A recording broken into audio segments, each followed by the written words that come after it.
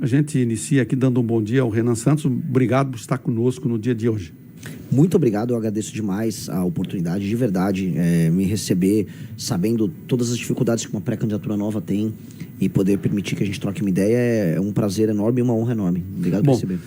A gente gosta de estar conhecendo um pouquinho do perfil do candidato, né? E uma das coisas que traz na sua origem política é uma manifestação que já começa em 2013.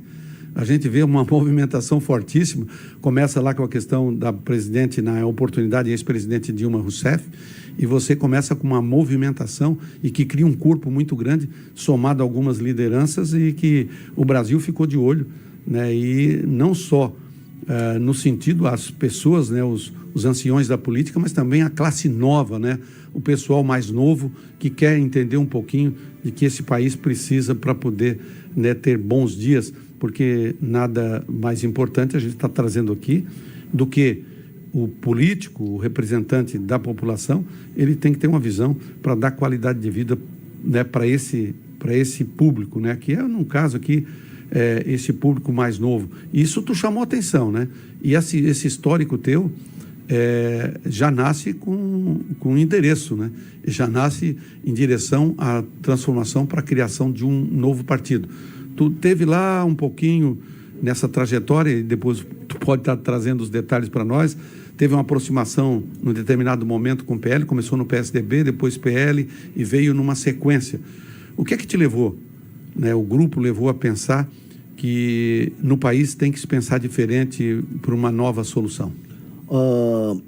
De fato, boa parte do meu trabalho político começa em 2013, quando eu prendo naquelas manifestações, não era só os 20 centavos, como organizar uma manifestação.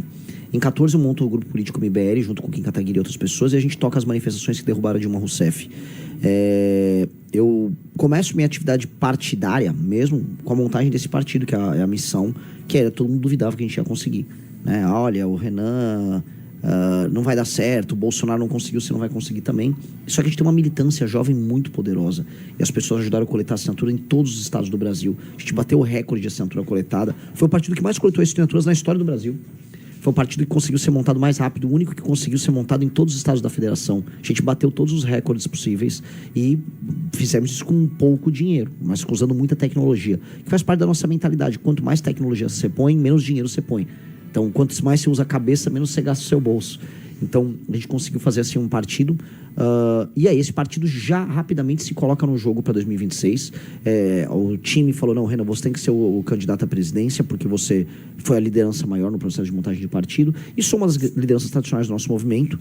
E tinha já um plano para o Brasil, muito claro. E aí as pessoas falaram, então, vamos embora. E aí eu falei, vamos embora.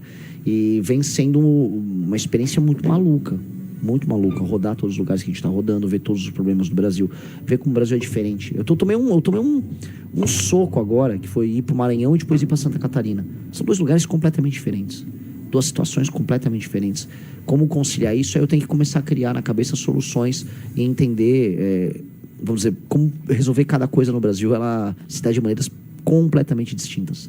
Bom, a gente observa também que nessa linha da criação do Missão, né, que em novembro de 2025 ele toma uma direção, uma referência, mas o partido também que praticamente com um deputado federal, sem tempo de televisão, né, usando só as redes sociais, não é obrigado a participar de debate, não tem nada. Isso não te traz, né, por um chão que de repente vai brigar com os titãs aí? Assim, em termos de estrutura, realmente é bem desproporcional. Eles são bem maiores do que a gente. Mas a gente tem que compensar com o trabalho. Então, um exemplo que a gente estava levantando, o Flávio Bolsonaro vai vir aqui para Santa Catarina. Ele vai fazer um evento em Florianópolis. Eu vim de carro, fui para Chapecó, fui para a fronteira, lá em Paraíso. Aí vou de carro de Chapecó, vou indo até o meio do estado, vou parar em Lages, eu vou para a Serra, desço, vou parar em Criciúma, agora venho para cá. E é isso, assim, eu vou me dedicar mais a visitar as cidades, eu vou compensar a falta de dinheiro com trabalho. Tem hora que, assim, a única coisa que vai compensar é trabalhar mais que os outros. Bom, isso já dá para perceber, porque tu tivesse uma participação no Recife, e ela foi decisiva. Tivesse umas manifestações, eu acompanhei pelas redes sociais, né? E a forma como tu está implantando o trabalho, tu acabou de dizer aqui que é uma realidade diferente aqui para o Sul, mas a gente observa que tu tivesse lá nas favelas, tu tivesse visitando a raiz, né? Isso. E já trazendo nessa visita algumas soluções que poderiam ser criadas para tirar aquele pessoal daquela realidade, né? Exatamente. Assim, eu não vou ficar fazendo apenas videozinhos engraçados ou polêmica vazia. Quando eu vou e falo de um problema, por exemplo, tá ali do lado de Recife, em Jabotão das Guararapes. Cidade muito favelizada do lado de Recife, muito favelizada. Eu visitei uma favela que é uma das coisas mais tristes que eu vi na minha vida. Um cheiro horrível. Tinha um córrego com o corpo de um cavalo morto e o esgoto a céu aberto. É uma mistura de cheiro de esgoto com cheiro de bicho podre. E famílias cozinhando ao lado. Aí você vê, a gente fala, vou gravar um vídeo sobre o problema, vou entrevistar as pessoas e vou trazer uma solução. E aí a gente fala, ter um projeto de desfavelização é a única maneira de levar dignidade para as pessoas mais pobres no Brasil. Isso é nítido. Paralelamente, a gente vai para o interior do Rio Grande do Norte e a gente vê coisas interessantes. Ao mesmo tempo tem a pobreza, tem parques eólicos enormes de energia eólica, parque de energia solar. Fala, pô, o Rio Grande do Norte tem uma chance grande de sair desse ciclo de pobreza. Aí a gente vai para o Maranhão, meu Deus, a terra é maravilhosa, o Maranhão. Ótima para plantar. Mas, enfim, é o estado mais pobre que existe, né? A elite do Maranhão é a pior elite que tem. Então, o problema do Maranhão é outro, um problema essencialmente político. Foi uma gauchada de uns catarinenses para lá. Eu sei que a rádio aqui chega no Rio Grande do Sul, foi uma gauchada lá trabalhar. A parte melhor do estado é a parte que os gaúchos e os catarinenses, uns paranaenses invadiram ali, pegaram, montaram fazenda, desenvolveram o agro. Mas mesmo as cidades deles são cidades muito ruins. Porque você ainda tem a classe política maranhense local, que é uma classe política parasitária, vagabunda. Então temos um problema político para resolver no Maranhão, que é essencialmente político ali. Inclusive o Maranhão não combina com as do Nordeste, tá? Terra muito boa, muita umidade, muita água. Ali, se deixar na mão... Se der uns catarinenses, uns gaúchos para cuidar lá, e os políticos maranhenses saírem de lá, o Maranhão vira um lugar bom em 10 anos.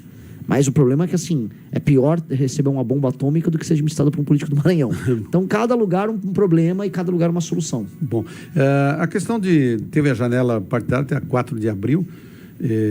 Hoje o Missão tem um único deputado, o Kim, né, de São Paulo. Sim. Não houve conversação com outros lideranças, né, que tivesse o perfil para poder estar no Missão? Vários vieram falar conosco. Só que o método que eles querem ter de aproximação é um método que não tem nada a ver com o que a gente faz. A gente só conseguiu montar um partido porque a gente tinha uma proposta de Brasil. A gente tem um livro que chama Livro Amarelo, que é o nosso livro de propostas. A gente tem equipe de pesquisadores voluntários na casa das centenas de pessoas. Temos lives diárias em que a gente discute os problemas do Brasil. Não dá para eu pegar, fazer todas essas discussões e botar um político genérico. Esses políticos genéricos vêm, batem a porta, fazem... Tudo bom? É o seguinte, eu quero vir para o partido, mas eu preciso que vocês me deem um diretório estadual. Eu não vou dar um diretório estadual. Se eu, por exemplo, me pedir o diretório estadual de Goiás.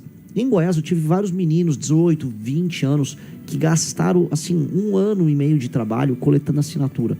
Aí eles vão fazer todo esse trabalho para vir um politicano e falar, agora eu sou teu chefe. Eu não vou fazer isso com eles. Então eu tenho que dar a chance para essa molecada, para essa juventude se amadurecer, crescer, virar liderança.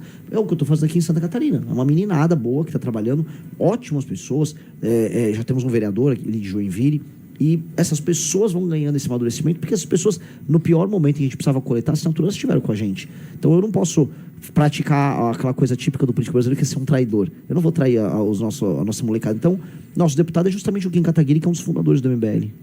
Renan, esse posicionamento agora do Missão, o seu posicionamento com relação à esquerda-direita, né, o bolsonarismo, né, o PT, esse seu posicionamento, que não é centro-direita, qual é o posicionamento do partido hoje? Porque a gente começa a enxergar que dentro dessa estrutura existe aí né, o PL puxando na extrema-direita, o PT puxando na extrema-esquerda, tem um pessoal do centro.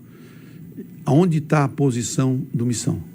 O Missão, se você olhar, vamos dizer, do ponto de vista clássico, né, de acordo com a literatura política, é um partido de direita.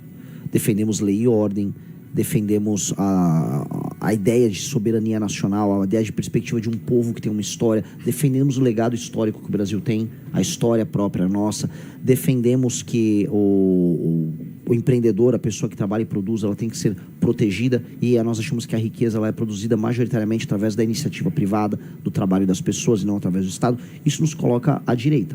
Ponto, beleza. Agora, e ser de direita não significa ter que passar pano para crime cometido por outras pessoas de direita. Então, quando eu vejo uma pessoa de direita cometendo um crime, eu vou falar que isso é errado. Agora, as pessoas dizem que eu viro um comunista por falar isso. Então, quando você pega escândalos de corrupção, como os casos do Banco Master, que resvalam no PT, mas resvalam também na turma do governo Bolsonaro, ou em governadores ligados ao Bolsonaro, aí não, você não pode falar. Por exemplo, o Ratinho está envolvido no escândalo do Banco Master. Eu falo abertamente, se ele quiser me processar, processou pessoas do nosso grupo no Paraná. Pegaram já as relações já dele e do pai dele com o escândalo. Entendeu? Aí ele vai ter que se virar ali. Do outro lado, o governador de São Paulo, Tarcísio, recebeu doações ali da turma do Banco Master e, ao mesmo tempo, fez uma privatização da EMAI em São Paulo, que foi parar no dono oculto do Banco Master, que é o Tanuri, que usou a EMAI, que era uma empresa pública, após ser privatizada, para emitir debêntures para comprar título de empresas ligadas ao Banco Master, título podre. Então, poxa, eu não vou falar? Não posso falar isso só porque eles são de direita? Eu só posso falar da parte que concerne ao PT. Não, se é crime, eu vou falar dos dois. Só que no Brasil tem essa mania que as pessoas têm que ficar escolhendo um time o tempo todo e não abordam o problema. Aí vira aquela coisa do eu ataco o sistema, mas meio sistema. Eu ataco só a parte que fala do PT. Não, agora eu só ataco a parte que fala do Bolsonaro. Pô, vamos falar de todo mundo. O crime é uma coisa objetivamente errada. Bom, nesse posicionamento, teve algum partido que procurou para poder estar em parte de coligação? Ou não teve ainda, ou vai ter? Agora começaram a vir sondar a gente. Especialmente depois da pesquisa Atlas, que teve uma pesquisa que saiu agora em março, que me colocava em terceiro. Depois dessa pesquisa, aí... Mas eu realmente não sei o que os partidos querem, né? Eu não sei se eles realmente entendem qual é a nossa proposta para o Brasil. Muita gente acha que essas coisas são um jogo, que eu estou fingindo, que eu estou falando coisas para ganhar o público, que eu tenho uma boa estratégia. Eu não acho que eu tenho uma boa estratégia, eu só estou falando o que eu acho, que é o que as propostas nossas defendem. Só isso, eu não tenho muito... ver um cara do Centrão, né? Não vou falar o nome, né? Eu não vou ser deselegante. Não, tá ótima estratégia aí, você é um maluco aí, o problema é acreditar de verdade nisso que você tá falando. Eu falei, pô, mas eu acredito, né? O cara achou que eu tava com um plano, isso aqui não é uma estratégia, não tem estratégia nenhuma. Tá falando a realidade. Tô falando a realidade. Por exemplo, eu fui no Maranhão, aí eu ia nas rádios, igual eu vim aqui. Aí falavam, mas e aí, o Maranhão, o que você tá achando? Eu falei, tô achando muito ruim. Tô achando que as estradas são horríveis, tô achando que os políticos aqui são terríveis, tô achando que a população vende voto pro político. Pô, aí perguntar, mas e aí, o que você vai fazer sobre isso? Se você é um cidadão aqui do Maranhão que tá vendendo voto político, eu vou prender você. Se você é um político que tá comprando, você também tem que ser preso. Um vai ficar preso 10 anos, outro 20. Pô, de acordo com os manuais de política, isso é um suicídio. Só que as pessoas concordavam. Aí vieram esses políticos, gostei da estratégia. Eu falei, não é estratégia, eu realmente quero prender a pessoa que vendeu o voto. Não tem estratégia nenhuma. Eu estou falando o que eu acho.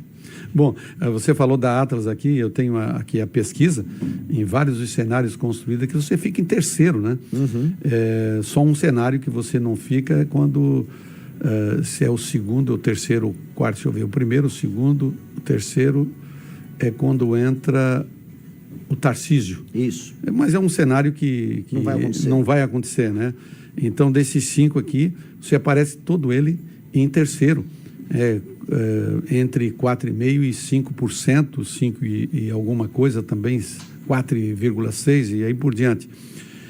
Isso, depois olhando um pouquinho mais a pesquisa, fui dar uma olhada, tem um público numa faixa de idade dos 16 anos até os 25 anos, aqui você tem um número altíssimo, né, relacionado aos demais pré-candidatos que estão na frente, lá no caso do Lula e do Flávio Bolsonaro. Isso é o quê? Um trabalho que tu tens na rede social ou tu tens uma linguagem ou contato nesse público? Qual é o segredo disso? Claro, você não vai estar passando o segredo, mas como é que você consegue chegar nessa faixa de idade? Mais ou menos na resposta anterior, não é uma estratégia. Eu acho que o que eu falo, se meu finado avô continuasse me ouvindo, ele concordaria tudo. Meu avô, ele tinha 90 e poucos anos e assistia diariamente os nossos conteúdos e gostava. A questão é que ele era uma minoria e talvez a gente tenha uma forma que dialoga muito bem com os mais jovens, mas a gente tem propostas que os mais jovens consideram muito interessantes e é parte do processo. Não existe uma estratégia por trás, mas o que a gente sabe é o seguinte: naturalmente as pessoas mais jovens são mais abertas às novas tendências, as novas modas, as novas tecnologias sempre começam com os mais jovens. Então, naturalmente, como as nossas ideias são novas, ela começa a ressoar entre os mais novos e depois as pessoas descobrem. E eu acho que é isso que vai acontecer. Tanto que eu tenho o maior desconhecimento, né, de todos os candidatos, todos os pré-candidatos. Eu sou mais conhecido de longe. E isso faz com que, quando a gente olha, Os mais jovens me conhecem, minha taxa de votação com eles é altíssima. E já minha taxa de votação entre os mais velhos é bem menor, porque eu sou desconhecido. A partir do momento que eu fico conhecido, eu ajusto essa taxa. E aí eu cresço muito. Só para ter uma noção dos números aqui, na faixa de idade dos 16 aos 24 anos, tu chega com 24,7. E na faixa de 25 a 34, tu chega com 7,4. E depois vai caindo. Exato. Né? De 35 a 44, tu fica com 1,4. Então, somando aí dos 16 aos 44 anos, tu tens assim uma fatia razoável, bem menor, né, entre 35 e 44 anos. Eu observei também o seu público, né? O masculino muito mais forte do que o feminino, sim, né? E o outro fato que me chamou a atenção também é dentro da religião, do evangélico, que você tem também um número significativo também. Muito mais evangélico do que católico. Pois é, isso é o quê? A sua forma de projetar as ideias, de poder estar compartilhando com as pessoas, fazendo o que você está fazendo agora, indo lá na raiz, discutir os problemas. O que é que isso te leva? Entre os evangélicos, eu acho que, enfim, a família do meu pai, a família dos meus avós paternos, eles eram da congregação cristã. E eu vivi um pouco isso, e eu entendo um pouco o sistema de valores. Eu acho que o meu sistema de valores é muito parecido com o do universo evangélico, especialmente das denominações tradicionais. Né? E eu acho que isso gera uma empatia mútua, e eu abordo os problemas deles de uma maneira que os evangélicos entendem. Outra coisa, eu não fico fazendo populismo também religioso. Eu pessoalmente sou católico, eu não vou ficar fazendo vídeos disso. Eu acho isso fake, eu acho isso uma exploração da fé alheia, eu acho isso desrespeitoso. Então, não verão da minha parte isso. Com mulheres, em geral, no Brasil, e eu acho que isso é um problema no Brasil, quem descobre novas tendências de política são mais homens. Isso em vários países do mundo, especialmente a direita. A direita é mais masculina do que a esquerda. Mulheres jovens, elas costumam se interessar mais pela esquerda. Então, quando você tem um fenômeno novo à esquerda, você vai ter muita mulher jovem. Gays também, eles entram num fenômeno mais à esquerda. Então, é natural nesse início a gente ter mais um público homem jovem. Conforme eu vou me tornando conhecido, aí você vai ajustando, aí aumenta a proporção de mulher. O que vai acontecer? Eu não vou perder essa proporção alta que eu tenho de homens. Essa pessoa não vai deixar de acompanhar a gente. Agora, com certeza eu vou crescer entre as mulheres. E aí, o que a gente está vendo de intenção de votos tende a quase dobrar. Porque, pela pesquisa Atlas que você viu ali, é bizarra a diferença de homem para mulher. Então, eu com certeza vou conquistar um universo eleitoral feminino, conforme eu vou me tornando mais conhecido, e aí minhas intenções de voto vão disparar. Na busca do voto, você já começa a construir as estratégias, né? Para a busca porque tu tem um público que tu não está conhecido, vai procurar ser conhecido, né? Porque a gente vê essa questão das candidaturas, muita movimentação política, no entanto, não decisão. Né? E tu já veio com missão de novembro para cá, já decidido, que é uma coisa que diferencia muito, né? Enquanto tu estás trabalhando numa direção, os outros ainda estão na construção das candidaturas, né? Essa é a beleza de ser uma liderança. Eu sou presidente do partido. Eu fundei um partido e eu sou o presidente do partido. E sou o candidato a presidente do partido. Então, o nosso time já está... É aquela coisa... Desculpa ter te interrompido aqui, é um exemplo muito bom. Um exército pequeno e organizado vence um exército grande e desorganizado. Os 300 de Esparta deram um trabalho para o maior exército do mundo, que era o dos persas. Os gregos derrotaram os persas sempre com os persas tendo exércitos maiores. Qual é a lição? A minoria organizada vence a maioria desorganizada. A gente pode até ser menor que os outros partidos, mas a gente é muito organizado. Sendo muito organizado, a gente consegue crescer rápido. Então, tem uma diferença de liderança aí. Gostou do vídeo? Para mais vídeos como esse, se inscreva no canal Radar da Onça, deixe o like, comente abaixo o que achou e compartilhe com seus amigos. Te vejo no próximo vídeo.